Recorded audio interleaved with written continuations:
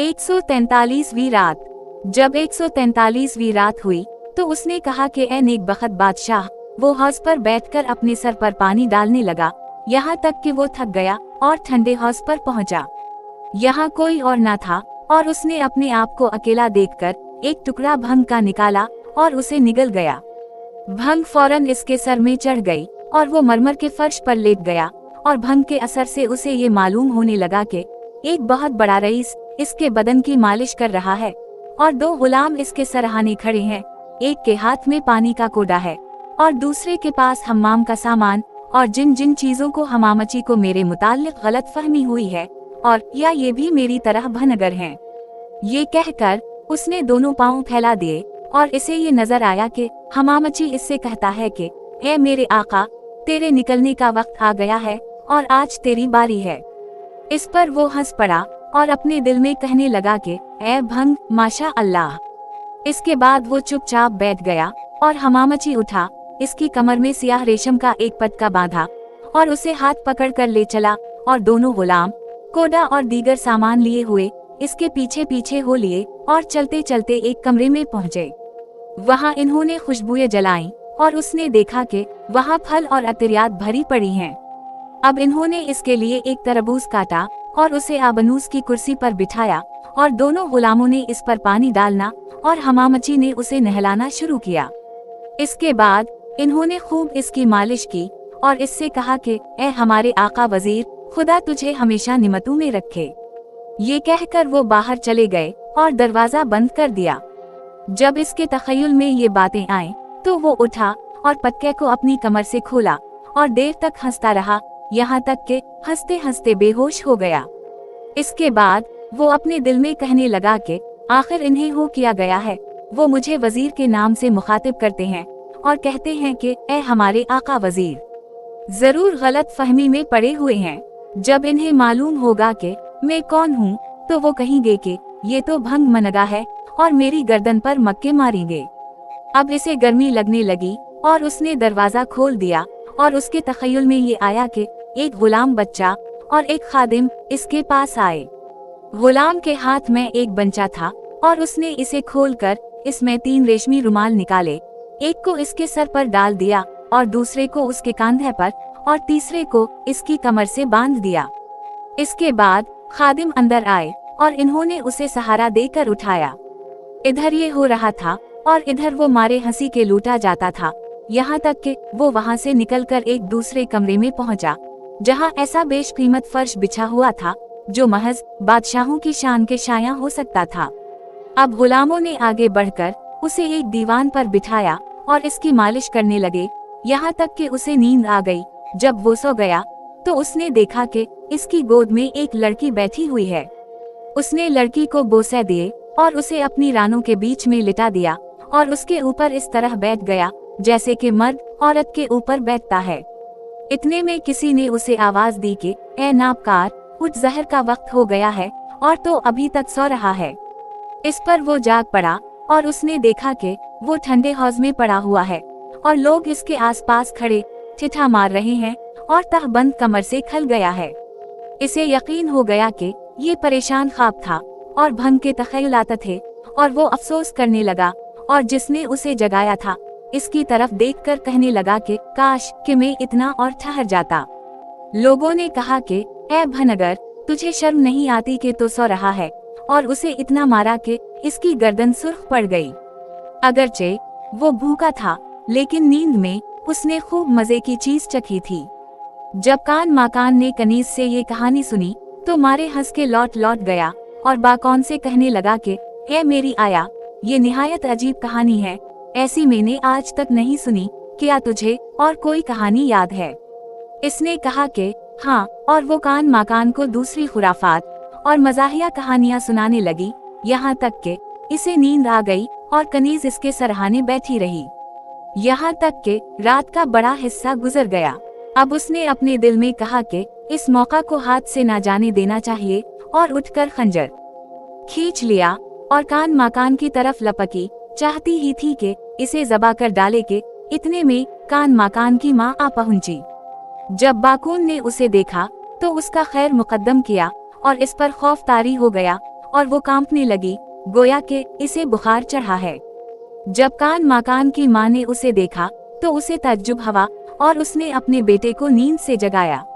जब इसकी आंख खुली तो उसने देखा कि उसकी माँ वहाँ मौजूद है। माँ का आ जाना इसके जिंदा रहने का बाइस था और वो इस वजह से आई थी कि कजी फिकान को मालूम हो गया था कि कान माकान के कत्ल का मशवरा हुआ है और उसने उसकी माँ से कहा था कि चची, कब्ल इसके कि पतरी बा कौन इसको कत्ल करे तो वहाँ पहुँच जा। उसने सारा माजरा शुरू से आखिर तक बयान कर दिया था। माँ बदहवास होकर चल खड़ी हुई और उस वक्त पहुंची जबकि वो सो चुका था और बाकौन ने इसके कत्ल की ठान ली थी। जब माँ ने जगाया तो वो कहने लगा कि अम्मा तो खूब वक्त पर आई, क्योंकि मेरी आया बाकौन आज रात मेरे पास है। और वो बाकून की तरफ मुखातिब होकर कहने लगा कि तुझे मेरी जान की कसम, क्या इन कहानियों से और अच्छी भी कोई कहानी तुझे याद है? इसने जवाब दिया कि जो मैं बयान कर चुकी हूँ, इसमें और उसमें जो अब बयान करूँगी जमीन आसमान का फर्क है, क्योंकि वो कहीं ज्यादा शीरीं होगी लेकिन वो कहानी में किसी और वक्त कहूँगी। ये कहकर बाकौन उठ खड़ी हुई, मगर उसे यकीन न आता था कि वो बच जाएगी और कान माकान ने कहा कि खुदा हाफिज। बाकौन तार गई थी कि उसकी माँ को सारा वाकया मालूम हो गया है और वो जल्दी से चलती हुई। अब उसकी माँ ने कहा कि बेटा, ये मुबारक रात है, क्योंकि आज रात इस मिलौना के हाथ से तेरी जान बच गई। इसने पूछा कि ये क्यों कर? माँ ने शुरू से लेकर आखिर तक सारा माजरा बयान कर दिया। बेटे ने कहा कि अम्मा जान, जिसकी किस्मत में जिंदा रहना लिखा हो उसे कोई मार नहीं सकता, और अगर उसे कोई कत्ल भी करे तो वो मरेगा नहीं। लेकिन मसलहत ये है कि हम इन दुश्मनों के पास से चले जाएं और फिर खुदा की जो मर्जी हो वो करे। जब सुबह हुई तो कान माकान शहर छोड़कर वजीर दंदान से जा मिला। उसके जाने के बाद बादशाह सासान और नुज़हत उस ज़मा में कुछ ऐसी बातें पेश आईं कि वो भी शहर छोड़कर उनसे जा मिली, और बादशाह सासान के सारे दरबारी जो उन लोगों से मोहब्बत रखते थे इनसे जा मिले। अब सब के सब बैठकर तदबीरें सोचने लगे और इस बात पर सब मुत्तफिक हुए कि रूम के मुल्क पर जिहाद करके बदला लें। अब वो रूम की तरफ जंग करने गए और रूम के बादशाह रमजान ने उनको गिरफ्तार कर लिया। इसकी तशरीह बहुत तूल तवील है, जैसा कि आगे चलकर मालूम होगा। जब सुबह हुई तो बादशाह रमजान ने कहा कि कान माकान और वजीर दंदान और उसके साथियों को हाजिर किया जाए। जब वो हाजिर किए गए तो उसने इन्हें अपने पहलू में बिठाया और हुक्म दिया कि दस्तरख्वान बिछाए जाएं, और जब वो बिछ चुके तो इन सब ने खाया पिया और इन्हें इत्मीनान हुआ, क्योंकि जब वो दरबार में तलब किए गए थे तो उनको मौत का यकीन हो गया था और वो एक दूसरे से कहते थे कि हम महज कत्ल होने के लिए बुलाए जा रहे हैं। जब इन्हें इत्मीनान हो गया तो बादशाह ने उनसे कहा कि मैंने एक ख्वाब देखा है, और जब मैंने इसे रहबानों से कहा तो इन्होंने जवाब दिया कि सिवाय दंदान के और कोई इसकी ताबीर बयान नहीं कर सकता है। वजीर ने कहा कि जहाँ पनाह खैर तो है, तूने क्या ख्वाब देखा है? इसने जवाब दिया कि ए वजीर, मैंने ख्वाब में देखा है कि अंधे कनुई की तरह एक गड्ढा है और मैं इसमें पड़ा हूँ और लोग मुझे मार रहे हैं। मैं उठकर निकलना चाहता हूँ, मगर जूं ही उठता हूँ गिर पड़ता हूँ और इस गड्ढे से निकल नहीं सकता। अब मैंने मुड़कर देखा तो इस गड्ढे में मुझे सोने की एक पीटी नजर आई। जब मैंने हाथ बढ़ाकर उसे उठाया तो मालूम हुआ कि एक नहीं दो पैटियां हैं। मैंने दोनों को कमर से बांध लिया और दोनों एक हो गईं। ए वजीर, ये मेरा ख्वाब है और जिस वक्त मैंने इसे देखा तो मैं बड़े मजे में था।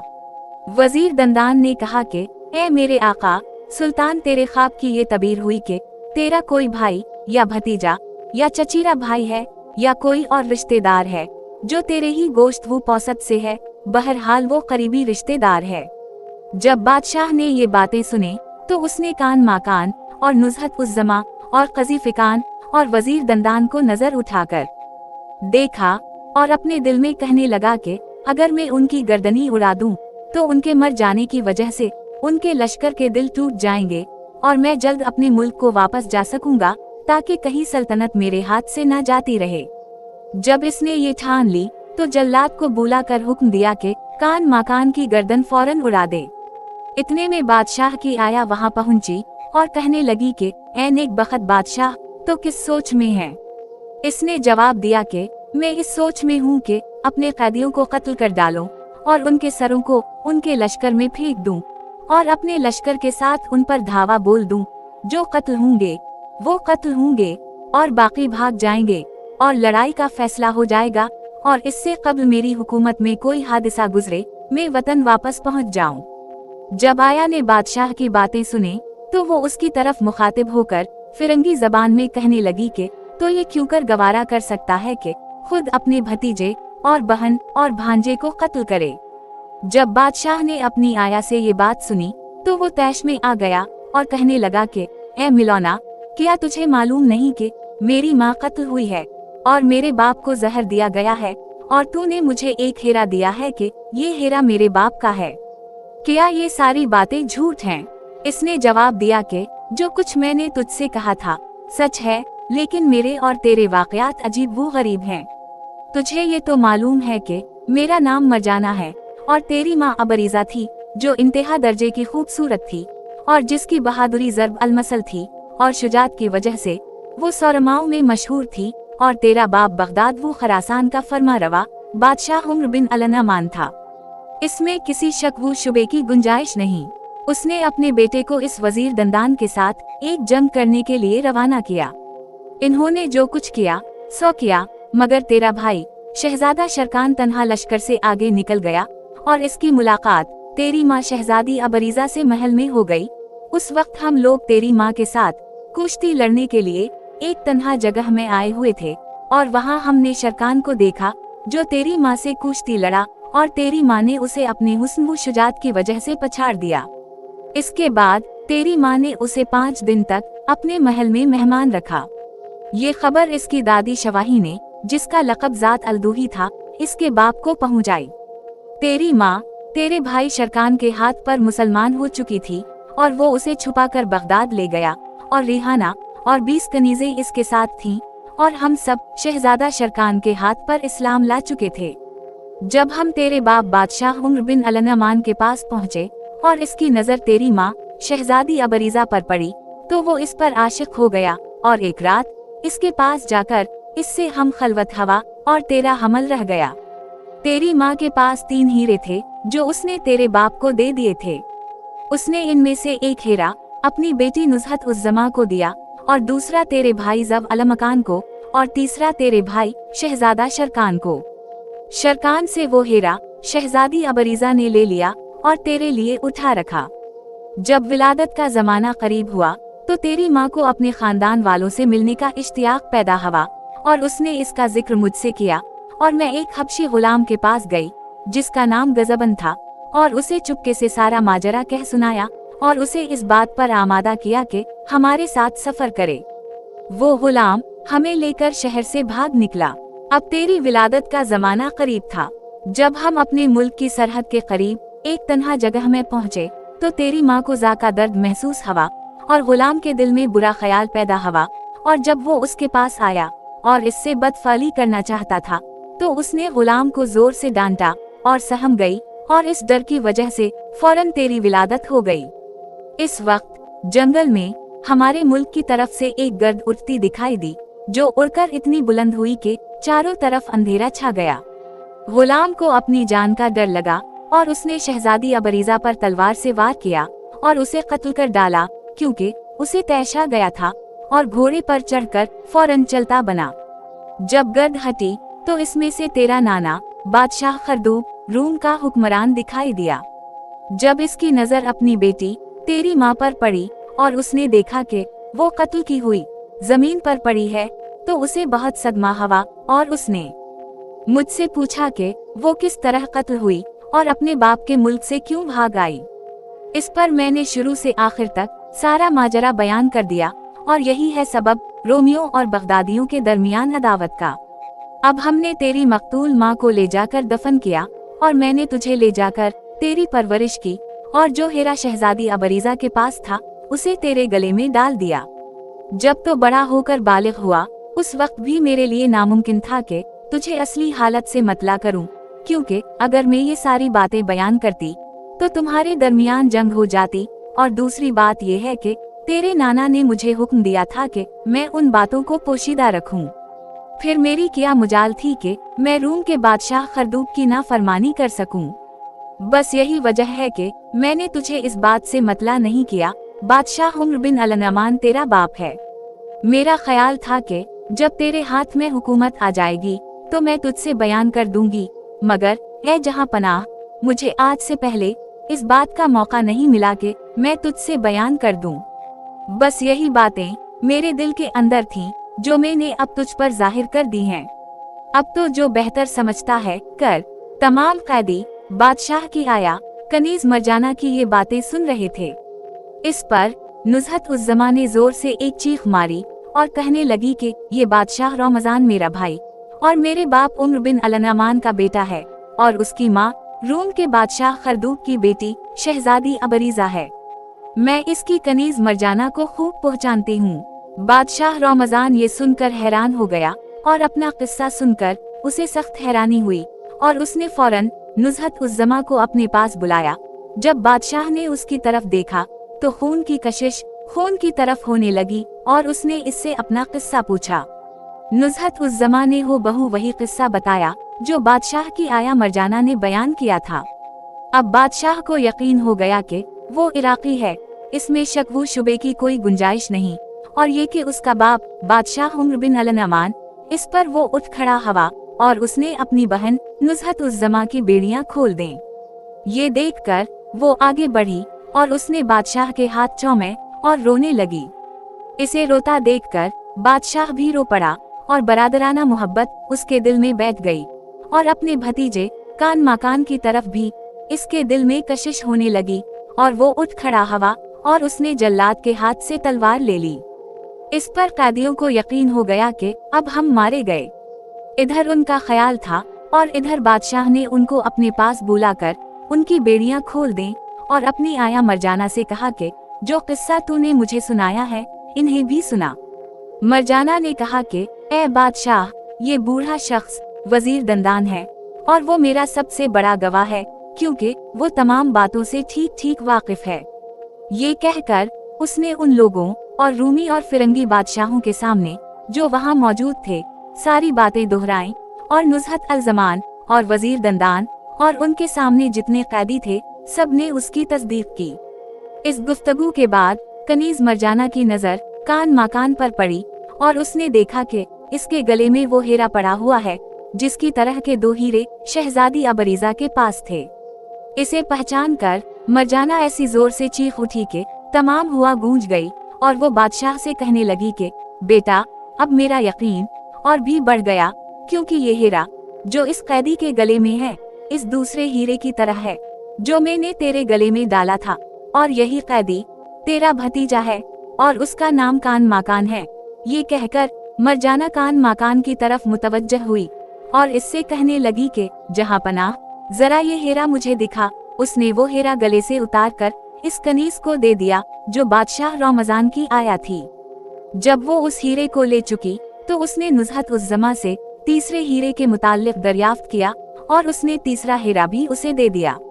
दोनों हीरे इसके हाथ में आ गए तो उसने इन्हें बादशाह रमजान के सामने पेश किया, और उसे यकीन आ गया कि सारा माजरा सच है, और उसे इस बात की तहकीक हो गई कि वो बादशाह कान माकान का चचा है और बादशाह उम्र बिन अल-नमान उसका बाप है। अब वो फौरन उठ खड़ा हवा और वजीर दंदान को गले लगा लिया, और फिर बादशाह कान माकान को गले लगाया, और हर तरफ से खुशी के नारे बुलंद होने लगे। ये खुशखबरी फौरन चारों तरफ फैल गई और नकारे और ढोल बजने लगे और बांसुरियों की आवाजें आने लगे और लोग खुशियां मनाने लगे। जब इराक और शाम के लश्करों ने सुना कि रोमियों की तरफ से खुशी की आवाजें आ रही हैं, तो वो सब के सब घोड़ों पर सवार हो गए।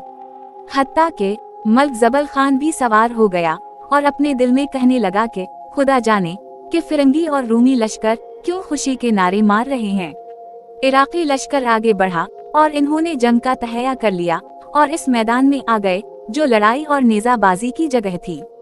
जब बादशाह रमजान की तवज्जो इस तरफ मबजूल हुई, इसने देखा कि लश्कर आगे बढ़ रहे हैं और लड़ाई के लिए तले हुए हैं। इसने लोगों से उसका सबब दरियाफ्त किया तो इन्होंने इससे सारा माजरा बयान किया। इस पर उसने अपनी भतीजी कजी फिकान से कहा कि फौरन शाम और इराक के लश्करों के पास जाकर इन्हें सारे वाक़ये से मतलाकर और ये कि बादशाह रमजान को ये मालूम हो गया है कि वो बादशाह कान माकान का चचा है। कजी फिकान खुश होकर रवाना हुई और मुल्क जबल खान के पास पहुंचकर उसे सलाम किया और इससे सारा वाक़या बयान किया और ये कि अब ये साबित हो चुका है कि बादशाह रमजान इसका और कान माकान का चचा है। जब वो उसके पास पहुंची तो वो रो रहा था और अमरा और अराकीन के मुताल्लिक वो डर रहा था। जब उसने सारा माजरा शुरू से आखिर तक बयान किया तो सबका गम गलत हो गया और वो खुश हो गए और मल्क जबल खां और तमाम अमरा और अराकीन सवार हो गए और कजी फिकान उनके आगे आगे रवाना होकर उनको बादशाह रमजान के सरा पर्दे में ले गई। जब वो उसके पास पहुँचे तो इन्होंने देखा कि वो और इसका भतीजा बादशाह कान माकान के साथ बैठे हैं और वो वजीर दंदान से मल्क जबल खान के मुताल्लिक मशवरा कर रहा है और दोनों इस पर मुत्तफिक हो गए हैं कि इसे दमिश्क सुपरद कर दिया जाए और वो पहले की तरह इसका हाकिम रहे और बाकी सब लोग इराक जाएं। लिहाजा इन्होंने जबल खान को दमिश्क का हाकिम बना दिया और उसे वहां जाने का हुक्म दे दिया, जो अपना लश्कर लेकर दमिश्क रवाना हो गया और वो लोग उसे रुखसत करने कुछ दूर तक इसके साथ गए और फिर वापस आ गए और लश्करों को इराक की तरफ कोच का हुक्म दे दिया और दोनों लश्कर शैरवू शकर हो गए। अब बादशाह ने आपस में कहा कि हमारे दिलों को उस वक्त तक इत्मीनान ना होगा और हमारा गुस्सा इस वक्त तक ठंडा ना होगा जब तक कि हम बुढ़िया शवाही से, जिसका लक़ब ज़ात अलदूही है, बदला ना ले लें और अपना धब्बा ना धो लें।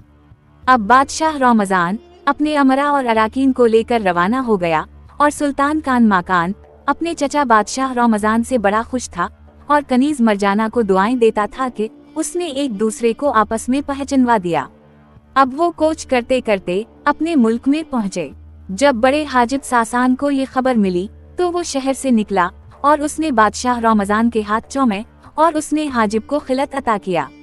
इसके बाद बादशाह रमजान बैठा और उसने अपने भतीजे बादशाह कान माकान को अपने पहलू में बिठाया। कान माकान ने अपने चचा बादशाह रमजान से कहा कि ए चचा, ये मुल्क अब सिवाय तेरे और किसी के काबिल नहीं है। मगर उसने जवाब दिया कि माज़ अल्लाह, मैं तेरी हुकूमत में हिस्सादार बनूं। वजीर दंदान ने ये फैसला किया कि दोनों बराबर के हुक्मरान हों और हर एक दिन हुकूमत करे। इस पर दोनों राजी हो गए। अब शहरजाद को सुबह होती दिखाई दी और उसने वो कहानी बंद कर दी जिसकी उसे इजाजत मिली थी।